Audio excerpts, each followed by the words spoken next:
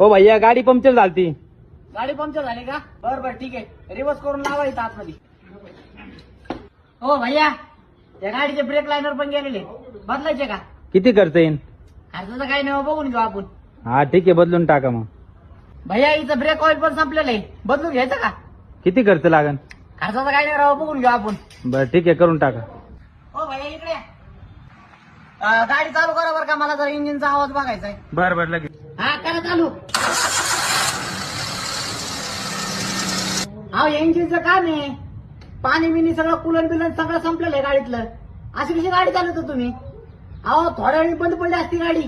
Engine खोललंय आपण, इंजिनचं काम तर बऱ्यापैकी झालेलं आहे, पण याची वायरिंग बिरिंग सगळी जळालेली आहे. सगळी वायरिंग बदलावं लागेल गाडीची. किती खर्च लागन? खर्चाचं काही नाही राव, बघून घेऊ आपण. हो तुमच्या गाडीचं काम झालेलं आहे, गाडी घेऊन जा.